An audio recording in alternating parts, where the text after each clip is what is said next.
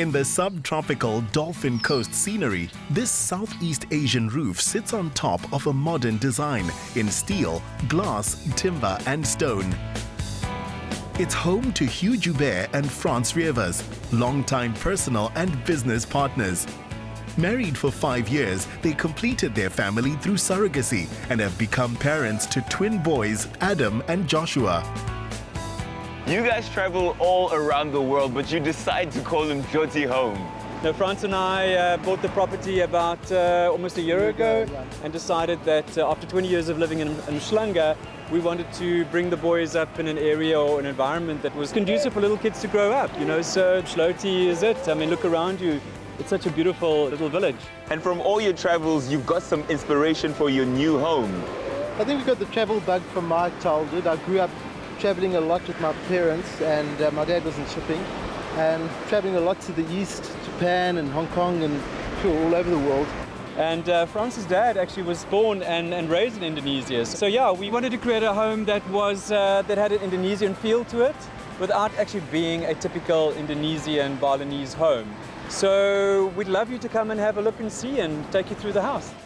Undeveloped stands with this view and access are hard to come by, so the guys bought an old beach bungalow. Within local planning restrictions, they carried out a sweeping rebuild and tasked architect Hans Kutzier with balancing the elements they were after. You did an incredible job. What was the brief behind this? The brief really was to transform an urban home into a contemporary Indonesian architectural home. The sense of the arrival in this home was paramount as well. So we created the front door with a natural stone wall so that when a person arrives at the home, he gets a sense of arrival, he gets a sense of water, he gets a sense of excitement and the dynamic effect of the home. All lines in the design are rectangular. Whether inside or out, you can feel, see and hear the vegetation, bird life and the ocean in every part of the home.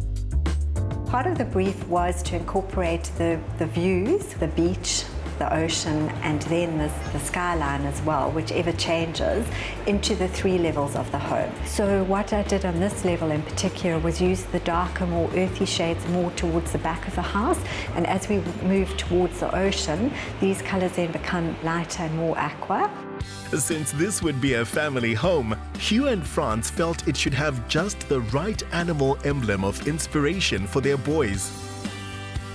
One of the first things I noticed when I came in here is this fabric above the screen. What is the story behind it? When we heard that we were pregnant with the boys, we decided that the theme for their room was going to be elephants. And our last holiday alone was to Thailand, and we came across this silk fabric and decided to buy it, and weren't quite sure what we were going to do with it first. And when we got back home, looked at the entrance to this house and realized this is where it was going to be hung up, and hence framing it and making it look like a piece of art. The top floor has the view of a cruise liner, so getting there has to build anticipation. One of my favorite design elements of the home harmony has to be the staircase. It's floating and the balustrades go right from the treads right up to the ceiling. And it was a lot of effort to get to this stage, but I think it was well worth it. Because of our young family, it was very important that there was a safety element to it. And without having to have a fixed balustrade to each tread, we wanted to ensure that there was something that was flowing, but also allowed for the kids to be safe when they did walk up and down the stairs. And one of the key spaces that makes a house a home is the kitchen. The cleaner lines of the counter and fittings allow color and mood to be the hero, and both change depending on the intensity of the light and the time of day. As you'll see with the whole kitchen, everything is touch drawers. There are very few handles. On the back wall with the back counter, the fridge, freezer, the coffee station, everything is hidden behind the doors just to create the whole seamless experience so that it doesn't disrupt the ocean views. I think the important thing for us was that if you were working in the kitchen, that you could also take in the amazing view outside, and more importantly also see the swimming pool, which is on this deck as well. So if the kids are swimming, they're always in our sight as well. Keeping with the Indonesian style, the furniture was made from natural materials like wood, leather, and textured fabrics. The dining room table was a piece that was custom made. Frans and Hough wanted the biggest dining room table that could fit in here without a central support underneath it. So this was the dining room table that we designed and had manufactured. And the chairs were also custom made. The fabric on the chairs, it's called Fiberguard. It's actually a very good stain resistant fabric. So although it's lighter in color, it's perfect for the children. The wallpaper is inspired by the lotus flower. So that brings in the Indonesian influence as well. Then if you look at the dining room lights, those also have very much a softer lotus flower inspiration as well. But this is not the only dining area, is it?